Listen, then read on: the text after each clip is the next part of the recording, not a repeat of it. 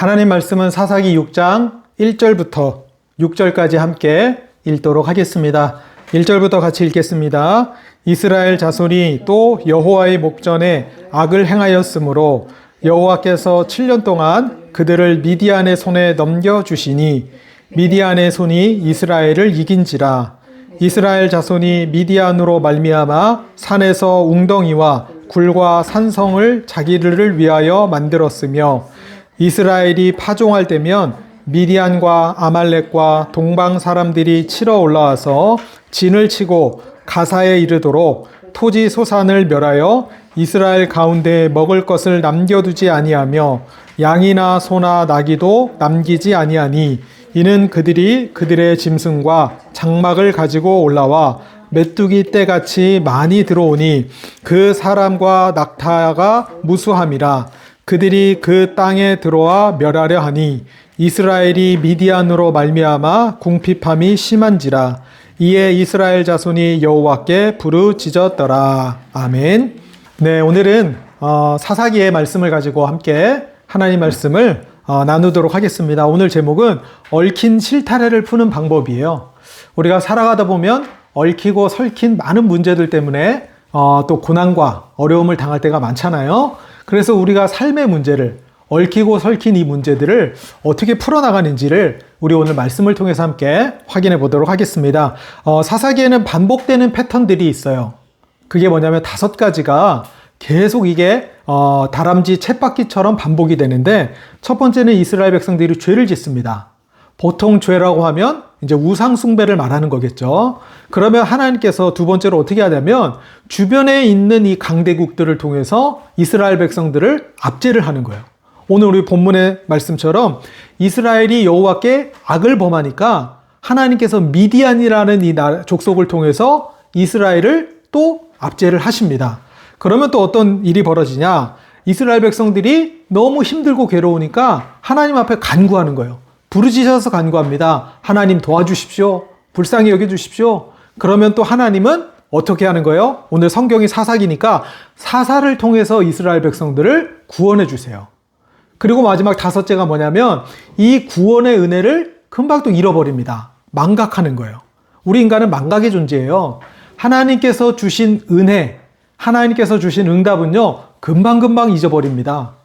근데요, 누가 나한테 조금만 섭섭하게 하거나 누가 나한테 조금만 서운하게 하잖아요. 그 일은요, 무덤까지 가져가요. 그래서 이런 말이 있잖아요. 은혜는 물에 새기고 원망은 돌에 새긴다.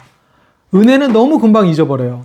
하나님께로부터 받은 은혜든지 사람으로부터 받은 은혜든지 우리가 받은 은혜 좋은 것들은요, 너무 금방 물에 새기듯이 금방 잃어버리지만 섭섭하고 화나고 불합리한 일을 당하면 그 일들은요, 무덤까지 가져가게 됩니다. 이게 우리 인간의 어떻게 보면 본능이라고, 본성이라고 할 수 있겠죠. 우리 오늘 사사기 6장 1절은요 참 뼈아픈 문장으로 시작을 합니다. 사사기 6장 1절에 보니까요, 이스라엘 자손이 또라는 단어가 나와요. 여호와의 목전에 악을 행하였으므로. 이 또라는 단어가 뭐예요? 그 전에도 이런 일들이 반복되어서 나타났었다는 이 얘기예요. 그러니까 또라는 말을 다시 사용하는 거겠죠. 기드온은요 5대 사사입니다. 우리 오늘 본문에 하나님 앞에 쓰임받는 사사는 5번째 사사인 기드온의 이야기예요. 근데 이 기드온 전에 4대 사사였던 드보라라는 여사사가 있었어요. 이 여사사를 통해서 무려 이스라엘 백성들은 40년이라는 평화의 시간을 보냅니다.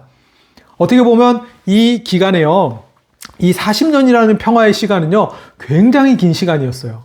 하나님께서 이렇게 은혜를 주셨단 말이에요. 근데 이스라엘은 기다렸다는 듯이요, 이 영적인 나태함과 우상숭배에 또 빠지고 맙니다. 평안함이 영혼의 독이 될 때죠. 이때 하나님이 그들을 미디안의 손에 7년 동안이나 맡기셔요. 넘겨주시는 거예요. 우리에게도 반복되는 패턴이 있습니다. 이 사사기의 패턴은요, 어떻게 보면 이 시대 그리스도인으로 살아가는 우리에게도 나타나는 반복되는 패턴이에요. 뭡니까? 평안할 때는 하나님의 은혜를 당연하게 여깁니다. 혹은 잊어버려요. 그러다가 고난이 닥쳐서야 비로소 하나님을 찾고 하나님 앞에 나아오는 패턴이 있죠. 어쩌면 이것은 모든 인간의 본성, 아니 죄성일 수도 있습니다. 우리가 삶이 어느 정도 안정되고요. 그리고 경제적으로 부족함이 없어지면 자연스럽게 하나님이 잊혀져 가는 삶을 살아가게 됩니다. 실제로 우리가 사회학적으로 보면은요, 이 경제가 발전하면 할수록요, 인간이 하나님 없이도 살 수 있다라고 느끼기 때문에 종교성이 약해진다는 연구 결과도 있습니다. 또 어떤 분은 그래요. 국민소득이 일정 기간, 한 2만 불 정도만 넘어서면요, 어떤 나라든지 기독교는 약화된다라고 또 주장하시는 분들도 계세요. 어쨌거나요, 2만 불이라는 건 뭡니까? 최소한 우리가 먹고 살 수 있는 의식주 문제가 해결되면요, 우리 인간은요, 또 뭐예요? 하나님을 잊어버립니다. 그리고 뭔가 나를 만족시켜주고 뭔가 나의 부족함을 채워줄 자꾸 다른 것들을 찾게 되는 거예요. 오늘 이 본문의 사사기도 이러한 문제들이 그대로 드러나게 된다라는 사실이에요. 그래서 기드온도 마찬가지입니다. 그동안은 잘 살아왔어요. 40년이라는 이 평화의 시간을 누려왔는데 또다시 이스라엘 백성들이 죄악의 길을 걷고 하나님 없는 삶을 살아가다 보니까 이제는 자기 자신뿐만 아니라 자기 민족에게 이 얽히고 설킨 이 문제 때문에 고난당하고 어려움 당하는 모습이 나타난다는 겁니다. 마찬가지입니다. 우리 삶 속에서도 얽히고 설킨 문제들이 있어요. 누구는 가정에, 혹은 누구는 건강에, 누구는 인간관계 속에, 누구는 직장에, 우리 아이들 같은 경우는 학교에 얽히고 설킨 문제가 없이 살아가는 사람은 아무도 없습니다. 그러면 오늘 본문의 말씀을 통해서 우리가 한번 성경에서 그 해답을 한번 찾아봐야 되겠죠. 우리 삶 속에 얽히고 설킨 문제를 풀려면 어떻게 해야 될까요? 두 가지만 한번 기억하시면 됩니다. 첫 번째는 시선의 변화가 필요하다는 거예요. 오늘 기드온의 시선을 우리가 함께 살펴볼게요. 6장 11절의 말씀을 한번 보세요. 끝에 보니까요, 기드온이 어떤 사람이냐? 밀을 포도주 틀에서 타작하더니. 이 밀 타작이 뭔지 아시죠? 타작은 넓은 마당에서, 그쵸? 쫙 펼쳐놓고 키를 들고 그리고 크게 휘둘러서 타작을 하잖아요. 근데 포도주 틀에서 타작을 했대요. 이거는 굉장히 어떻게 보면은 당시의 시대적인 배경을 알 수가 있습니다. 당시 이 미디안이 이스라엘을 괴롭힌단 말이에요. 파종하는 시기가 되면은 쳐들어와가지고 파종도 못하게 하고 씨도 뿌리지 못하게 하고 그리고 농사도 짓지 못하게 하니까 이스라엘이 경제적으로 일어설 수 있는 기회조차 주지 않는 거예요. 너무 잔인한 방법이거든요. 그러니까 당시 사람들은 자신들의 집과 삶의 터전이 있는데도 어디 가서 사냐? 산으로 도망가서 동굴로, 그리고 숲속에서 이렇게 굴을 파가지고 웅덩이 등을 파가지고 그러고 살아갔단 말이에요. 기드온도 오늘 밀타작 하는데 포도주 즙 틀에서 이러고 소심하게 하는 거예요. 이게 뭡니까? 기드온은 패배감이 있는 거예요. 우리나라가 저 미디안 족속에게 지금 정복을 당하고 지배를 당하니까 뭘 해도 안 되는구나. 무기력함이 있는 거예요. 이게 기드온이 자신을 바라봤던 시선이에요. 그리고 13절에 한번 보세요. 6장 13절. 6장 13절에 보니까 여기에 또 기드온이 하나님께 하소연하는 거죠. 여호와께서 우리를 버리사 미디안의 손에 우리를 넘겨주셨나이다. 이 미디안이 원래는 어떤 족속이냐면요, 아브라함의 후손입니다. 원래 아브라함의 후손이다 이 말은 이스라엘과 협력해야 되는, 어떻게 보면 상생, 공생의 관계예요. 근데 하나님이 이 미디안 족속을 들어서 이스라엘 백성을 압제하시는 거예요. 그러니까 이 당시 사람들이 느끼는 입장이 뭐예요? 하나님이 우리를 버리셨다. 하나님이 우리를 잊으셨다. 하나님이 우리를 버리시고 침묵하셔서 우리가 이런 고난과 어려움을 당하고 있다라고 하는 절망감에 빠져 있었을 때였어요. 그리고 15절에 한번 보세요. 어떻게 보면 이게 기드온이 자신의 어떻게 보면 상황을 가장 또 잘 보는 거죠. 나의 집은 므낫세 중에 극히 약하고 나는 내 아버지 집에서 가장 작은 자인이다 하니. 이 기드온의 배경이요, 별 볼 일 없는 지파예요. 그리고 약한 가문입니다. 또 사회 경제적으로도 가난한 가정이에요.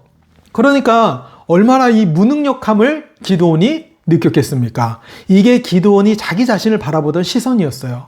뭐예요? 아까 말씀드렸듯이 패배감, 그리고 절망감, 그리고 무능력함. 이게 기드온이 당시 자신을 바라보고 그리고 주변에 있는 사람과 자기 민족을 바라봤던 시선이에요.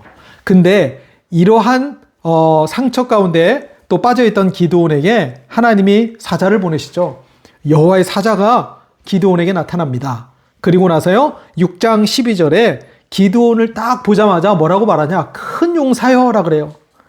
우리가 바라보고 우리가 생각하는 나의 모습, 나의 시선과는 다르게요. 하나님이 우리를 바라보시고 우리를 평가하시는 시선은 이렇게 극명하게 다릅니다. 기드온이요. 어떻게 보면 되게 쫄장부 같은 소심한 사람이잖아요. 근데 보자마자 기드온에게 큰 용사라고 말해요. 이게 무슨 말입니까? 얼굴도 진짜 못생긴 이 남자에게요. 정말 진지하게 야, 너 정말 잘생겼구나. 이 계속 진지하게 얘기하잖아요. 그거 놀리는 겁니다. 그렇지 않아요? 누가 봐도 못생겼어요. 그러면 차라리 그냥 솔직하게 참 개성이 있게 생겼구나. 참 너는 어디 부분이 그래도 제일 멋있구나. 차라리 솔직한 게 낫지. 너무 못생겼어요. 누가 봐도. 근데 계속 잘생겼다고 진지하게 너 잘생겼어 하면요. 듣는 사람도 짜증나요. 아니 내가 나를 아는데 내가 봐도 내가 못생겼는데 자꾸 잘생겼다고 하면 놀리는 것 같잖아요. 약 올리는 것 같고. 근데 오늘 기드온 누가 봐도 쫄장부예요. 근데 여호와의 사자가 나타나서 큰 용사요. 그레이트 워리어 하니까 기드온이 이 말을 받아들일 수 있었을까요? 썩 못 받아들였을 거란 말이에요. 근데 이러한 표현은요. 어떻게 보면 하나님께서 사용하시는 표현 가운데 화법 가운데 하나입니다. 하나님은요. 지금은 기드온이 큰 용사는 아니지만 장차 이렇게 만들어 가시겠다는 굳은 의지와 표현이 담겨 있는 거예요. 하나님께서는 우리를 부르실 때는요. 우리의 현재의 모습을 보시고 부르시지 않습니다. 우리는 있는 모습 그대로를 가지고 하나님 앞에 나아가야 되지만 하나님이 우리를 보실 때는 미래에 대한 마스터 플랜을 다 가지고 계셔서 우리를 바라봐 주시는 거예요. 그래서 내가 나를 보는 평가와 내가 나의 상황과 환경을 평가하는 것과 하나님이 우리를 바라보시고 하나님이 우리를 통해서 하실 일들을 계획하시는 것은요, 지극히 큰 차이가 있어요. 하나님께서요, 아브람을 부르시잖아요. 창세기 12장 1절에서 3절에 보니까 아브람에게 어떤 약속을 하십니까? 큰 민족, 그리고 땅의 모든 족속이 너를 통해 복을 받게 하겠다. 복의 통로가 되게 하겠다. 약속하시죠? 근데 당시 하나님이 아브라함을 부르실 때 아브라함의 상태가 어땠습니까? 아들 하나 없었어요.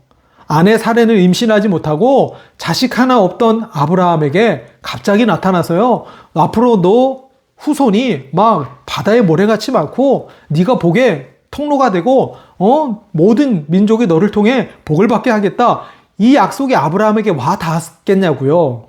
이 약속은요. 그쵸? 완전히 동떨어진 거예요. 자기의 상황과는. 근데 하나님이 아브라함의 이름의 뜻이 뭡니까? 한 가정의 아버지예요. 근데 아브람이었던 이 아브람을 아브라함으로 열방의 아버지로 하나님께서는 만들어 가셨잖아요. 하나님이 그렇게 이끌어 가셨잖아요. 우리가 성경을 통해 확인했잖아요. 그렇죠? 그러니까 하나님이 처음 아브라함을 보실 때는 전혀 그 상황과 확률과 가능성이 없지만 하나님이 그 아브라함을 통해 하실 미래에 대한 계획을 가지시고 보니까 그 약속을 하시는 거예요. 그래서 우리는 우리의 시선으로 나를 평가하면 안 됩니다. 우리의 시선으로 우리 자신을 평가하면요. 솔직히 내세울 만한 게 많이 없잖아요. 뭐 절망밖에 더 있습니까? 소망이 별로 없어 보이잖아요. 근데 하나님이 우리를 바라보는 시선은 다르다는 거예요. 하나님이 우리를 통해 하실 일은 다르다는 거예요. 그렇게 해서 우리를 평가하시고 인도해 주신다는 겁니다. 그래서 하나님은 항상 우리의 미래의 모습을 보시고 우리를 평가하시고 부르신다는 거예요. 신약에 와서 예수님도요. 수제자였던 베드로 부르실 때 한번 보세요. 베드로 이름이라는 뜻은요. 짱돌입니다. 돌멩이에요. 근데 베드로를 처음 딱 만나자마자 예수님께서 베드로가 뭘 하기도 전에요. 뭐라고 말씀하십니까? 요한복음 1장 42절에 장차 개바하리라. 뭡니까? 짱돌 같은 베드로가요. 장차 개바 반석과 같이 되겠다. 예수님이 베드로를 만나자마자 하신 말이에요. 너 개바가 될 거야. 반석과 같은 사람이 될 거야. 라고요. 만나자마자 하신 말씀이 바로 이 말이에요. 하나님의 부르심. 하나님은 우리를 이렇게 바라보신다는 거예요. 그래서 우리가 우리의 시선대로 나를 바라보는 것, 여기서요, 시선을 들어서 어디로 봐야 됩니까? 하나님을 봐야 되는 거예요. 하나님의 약속의 말씀을 봐야 된다는 겁니다. 하나님의 시선이 이렇게 다른 거예요. 그리고 하나님의 시선이 어떻게 다릅니까? 두 번째로요, 14절에 한번 보시겠습니까? 기드온에게 말씀하시죠. 너는 가서 이 너의 힘으로 이스라엘을 미디안의 손에서 구원하라. 그랬더니 기드온이 뭐라고 말합니까? 할 수 없습니다. 이 할 수 없다는 기드온의 말도 맞는 말입니다. 그리고 너를 통해서 압제받는 저 이스라엘 백성들을 기드온의 손에서 구원해 낼 것이다, 할 것이다 라고 하는 하나님의 말씀도 맞는 말이에요. 기드온의 말도 맞고 하나님의 말씀도 당연히 맞는 말씀이죠. 우리가 삶을 살아가다 보면은요, 우리의 현실의 상황과 하나님의 말씀이 이렇게 갭이 있게 간격이 크게 느껴질 때가 우리에게 있죠. 당연히. 아니, 내 삶과 내 환경은 전혀 그렇지 않은데 하나님의 약속은 너무 크게 느껴져요. 내 현실의 상황과 전혀 맞지 않게 느껴질 때가 우리한테 굉장히 많이 있다는 거예요. 우리는 그럴 때마다 어떻게 합니까? 갑자기 하나님이 나에게 초월적인 능력을 줘서 슈퍼맨이 되게 하셔서 그 모든 상황과 환경을 극복하게 하시냐? 그렇지 않으십니다. 우리는요, 시선을 어디에 두느냐에 따라서 얼마든지 이 간격을 좁힐 수 있다는 거예요. 우리가 예배 전에요, 시선이라는 찬양을 우리가 함께 불렀어요. 시선 찬양 가사가 오늘 이 말씀과 참 잘 맞는 것 같아요. 내게로부터 눈을 들어 주를 보기 시작할 때 주의 일을 보겠네. 내 작은 마음 돌이키사 하늘의 꿈꾸게 안에 주님을 볼 때 모든 시선을 주님께 드리고 살아계신 하나님을 느낄 때 내 삶은 주의 역사가 되고 하나님이 일하기 시작하네. 내게로부터 눈을 들어서 나만 바라보고 내 자신을 바라봤던 그 시선을 이제 들어서요, 주님을 볼 때 주의 일을 보겠네. 그리고 모든 시선을 주님께 드릴 때 살아계신 하나님을 느끼고 그리고 하나님이 일하시는 것을 볼 수 있다는 찬양입니다. 이 찬양의 고백이 참 맞는 것 같아요. 우리 오늘 기드온의 문제는요, 과거에 대한 상처 그리고 자신의 민족이 부딪힌 이 현실의 한계 때문에요, 여기에만 머물러 있는 거예요. 그러니까 하나님을 바라볼 수 없는, 하나님을 향한 시선이 당연히 불가능하겠죠. 이런 기드온에게 초월적인 능력을 먼저 주신 게 아닙니다. 가장 먼저 하나님이 기드온의 영적인 상태를 바꿔주셨어요. 그리고 시선을 바꿔주셨습니다. 바라보는 방향을 바꿔주신 거예요. 여기에 딱 머물러 있는 게 아니라 기드온의 시선을 들어서 앞으로의 일을 바라보게 하시고요, 장래의 일을 바라보게 하시고 미래의 일을 바라보게 하시고 하나님께서 행하실 일들을 바라보게 하셨다는 겁니다. 우리에게 이게 참 중요해요. 우리 히브리서 11장 1절에 보니까 믿음은 바라는 것들의 실상이요 보이지 않는 것들의 증거라 했습니다. 이 말씀이 딱 맞아요. 나의 현실과 하나님의 말씀 아직 이루어지지 않았어요. 그러나 실상이고 바라보는 것들의 증거입니다. 분명한 것들이에요. 그러면 시선을 바꿔야 한다, 이 문제는 뭡니까? 믿음을 바꾸는 거예요. 우리의 주어를 바꾸는 거예요.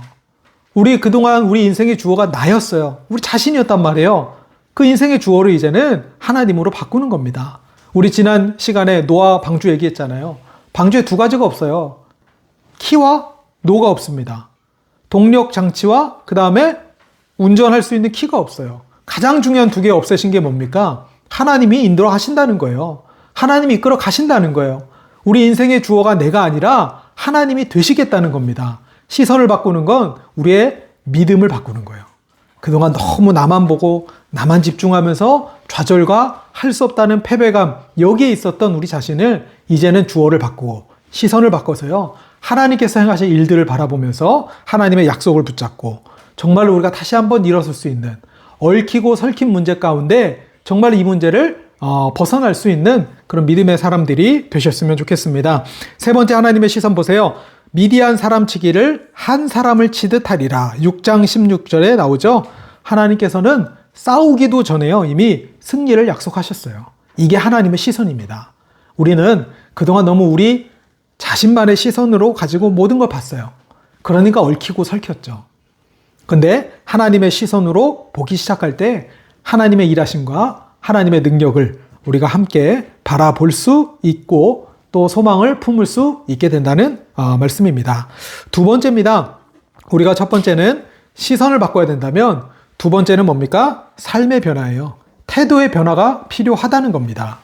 우리는 보통 기도하고 하면 뭐부터 기대요? 빨리 하나님이 내 상황과 환경을 바꿔주실 것을 기대합니다. 그런데 오늘 하나님께서는요, 우리의 기대대로 일하지 않으십니다. 하나님께서 응답하시는 방법이 있어요. 오늘 이스라엘 백성들 기드온이 하나님께 부르짖잖아요. 그러면 당장 뭔가 일어나는 눈에 보이는 그런 걸로 바꿔주시는 게 아니에요.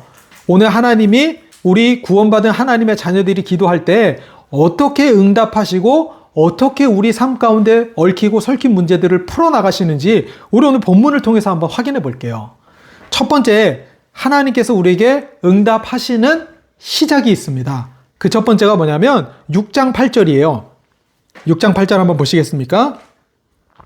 여호와께서 이스라엘 자손에게 한 선지자를 보내시니. 하나님의 응답의 시작이 뭐라는 거예요? 한 선지자를 보내서 말씀부터 주신다는 거예요. 많은 사람들이 이걸 받아들이지 못해요. 응답이다 하면 자꾸 자기가 원하는 게 되어지고 원하는 일이 되어지고 바라던 게 이루어지는 걸 응답의 기준으로 두잖아요. 물론 그건 맞습니다. 결과죠. 그러나 응답의 시작은 뭐예요? 우리가 기도하고 부르짖을 때 하나님의 말씀이 내게 임하는 것부터가 시작이라는 거예요. 하나님의 말씀이 나에게 들리는 것부터가 시작이라는 거예요. 우리 6장 6절 7절 말씀에 보면 끝부분에요. 여호와께 부르짖었더라 2번이나 반복해서 나와요. 그런데 하나님께서는 이에 대한 응답으로 한 선지자를 보내셨어요. 말씀부터 주셨습니다. 우리는 당장의 해결책을 바라지만 하나님은 말씀부터 주시기 원하시는 거예요. 우리 히브리어로 광야는요, 미드바르라는 뜻이에요. 근데 이 단어는 말씀을 뜻하는 히브리어 따바르에서 파생된 단어래요. 그러니까 광야, 말씀, 이 두 가지는 굉장한 밀접한 연관이 있는 단어예요. 그래서 광야가 뭡니까? 우리가 지금 얽히고 설킨 많은 어려운 문제를 가지고 살아가는 이 시대를 지금 나의 형편을 광야로 비유하잖아요. 그러면 따바르예요. 광야는 하나님의 말씀을 들을 수 있는 곳입니다. 광야는 하나님의 말씀이 들려질 수 있는 최적의 장소예요. 그래서 C.S. 루이스 같은 경우는 고난은 하나님의 확성기다 했어요. 광야는 하나님의 말씀을 들을 수 있는 곳입니다. 우리가 하는 일마다 잘 되고, 그쵸? 하는, 자기 손으로 하는 것마다 다 형통하게 잘 되면요, 하나님 그렇게 안 바라봐요. 그런데 고난이 닥치면 하나님의 음성을 듣습니다. 하나님을 바라봐요. 하나님께 집중합니다. 문제 가운데, 고난 가운데서 가장 먼저 하나님 말씀이 들려지는 것이 응답의 시작이고, 하나님께서 우리의 얽히고 설킨 문제를 풀어나가시는 가장 첫 시작이에요. 그래서 말씀이 들려야 돼요. 말씀이 들려야 우리가 영원히 살고, 말씀이 들려야 우리가 하나님 말씀에 반응할 수 있는 거잖아요. 그 두 번째가요, 그 말씀이 들리기 시작하면 하나님 우리에게 뭘 요구하시냐? 두 번째로는 영적인 갱신을 요구하시는 거예요. 6장 25절, 26절에 보니까 하나님이 이 기드온에게 뭘 명령하시냐면요, 아버지가 선두로 앞장서서 섬겼던 이 바알과 아세라 이 산당을요, 헐어버리라고 했어요. 다 무너뜨리라 했어요. 그리고 철저하게 갱신을 원하신 거죠. 하나님과의 막혔던 이 관계, 하나님과의 관계를 막고 있던 이 담을 헐어버리라는 거예요. 우상을 헐어버리라고 지시했습니다. 근데 이 기드온이요, 이 말씀에 순종을 해요. 근데 어떻게 순종하냐? 낮에 가서 하기는 아직 무섭고, 아직까지 이때까지는 쫄짱부였어요. 눈치 보이고, 눈치 보인 게 아니죠. 사람들이 자기를 죽일까 걱정이 되고 두려우니까 밤에 종들 10명을 데리고 가서 밤에 몰래 가서 일을 합니다. 어쨌거나 아슬아슬하게 하나님 말씀에 순종을 해요. 갱신을 합니다. 하나님 우리에게 이런 모습을 원하시는 거죠. 그래서 우리가 후회하는 게 있고요, 회개하는 게 있습니다. 영적인 갱신이라는 건요, 하나님 앞에 완전히 돌아서는 걸 의미해요. 우리가 기도할 때 아무리 눈물 흘리고 콧물 흘리고 눈물 콧물 다 짜고 기도해도요, 돌아섬이 없으면 그거는 후회고요, 신세한탄입니다.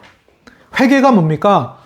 잘못된 길로 쭉 가다가요, 아, 내가 잘못했구나. 하나님 말씀을 듣고 보니까 야, 이 길은 아니구나.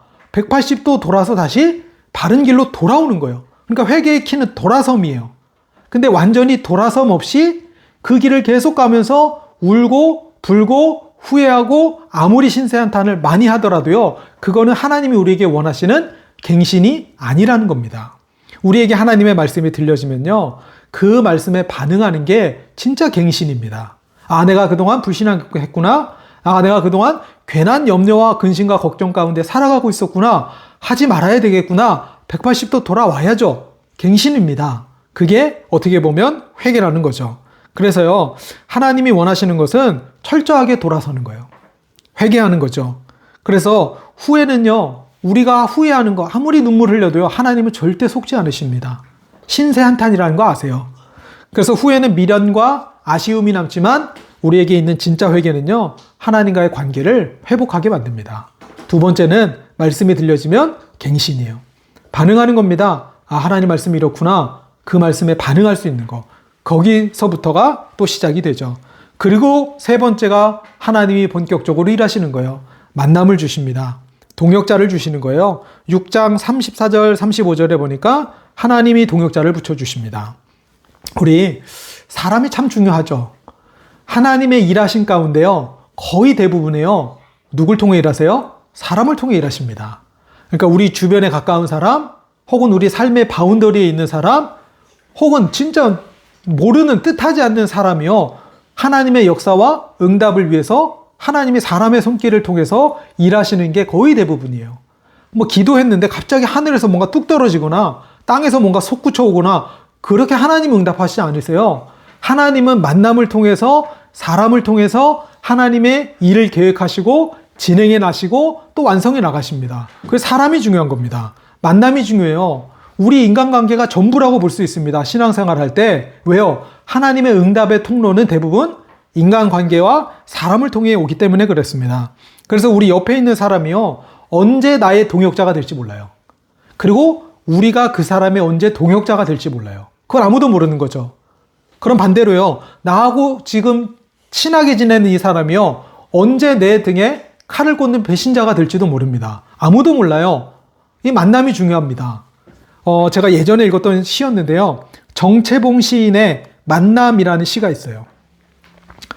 이 시는 5가지 만남을 소개하는데요, 나는 과연 지금 어떤 만남을 가지고 있는지 한번 점검해 보시면 좋을 것 같아요. 5가지 만남 가운데 첫 번째 만남이요, 정채봉 시인의 시입니다. 가장 잘못된 만남은 생선과 같은 만남이다. 만날수록 비린내가 나는, 그리고 만남으로 뒤끝이 안 좋아지는 만남이래요. 생선 같은 만남. 두 번째, 가장 조심해야 될 만남은 꽃송이와 같은 만남. 꽃송이는요, 피어 있을 때는 사람들이 몰려들고 환호합니다. 그러나 꽃이 지면 어떻게 해요? 가차없이 버려지는 거예요. 그러니까 어떻게 보면 조심해야 될 만남이 꽃송이와 같은 만남. 세 번째는 가장 비참한 만남은 건전지와 같은 만남이래요. 힘이 있을 때는 좋지만요, 그 건전지 다 딸면 어떻게 돼요? 힘이 없잖아요. 그러니까 사람들에게 잊혀지고 무시당하게 됩니다. 네 번째는 가장 안타까운 만남은 지우개 같은 만남이래요. 그 사람과 만났을 때는 막 떠들고 하하호호 막 즐겁게 얘기하고 헤어졌는데 아무것도 기억에 남지 않아요. 그 사람이 했던 얘기나 만났던 그 내용이 아무것도 기억에 남지 않아요. 내 머릿속에 지우개인 거예요. 지우개 같은 만남. 그리고 5번째는 가장 아름다운 만남이 있대요. 손수건과 같은 만남입니다. 힘들 때는 땀을 닦아주고, 그리고 슬플 때는 눈물을 닦아주는 만남. 지금 나에게 이 만남은 어디에 있습니까? 생선 같은 만남이요? 꽃송이 같은 만남이요? 건전지, 지우개 혹은 손수건 같은 만남이요? 우리에게 만남이요, 굉장히 중요합니다. 이 만남을 통해 하나님이 거의 다 일하시고 응답하시는 통로가 되기 때문에 그래요. 오늘 기드온이요, 갱신하고 나팔 불 때요, 하나님이 32,000명을 보내주셨어요.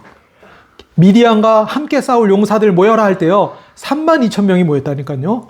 근데 여기서 어떻게 합니까? 걸러냅니다. 두렵고 떨리는 자 돌아가라 했더니 22,000명이 돌아갔어요. 이제 10,000명이 남았죠.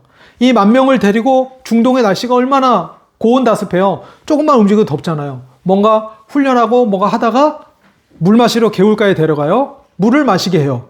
근데 9,700명이 성경에 보니까 개같이 마셨대요, 그냥. 예. 너무 덥고 막 갈증이 나니까 머리부터 받고 막 마신 거예요. 9,700명 돌려보내. 나머지 300명이 어떻게 마신 거예요? 좌우 경계를 하면서 손으로 물을 떠서 마신 거예요. 이 300명만 데리고 하나님께서 일하시겠다는 거예요. 우리 하나님의 구원하심은요, 99%의 사람을 다 돌려보내고 소수의 사람들로만 가능하십니다. 왜 그럴까요? 하나님의 손에 달려있기 때문에 그래요. 그리고 만약에 32,000명을 다 데리고 만약에 기드온이 이겼다 한번 쳐봅시다. 그러면 또 어떻게 돼요?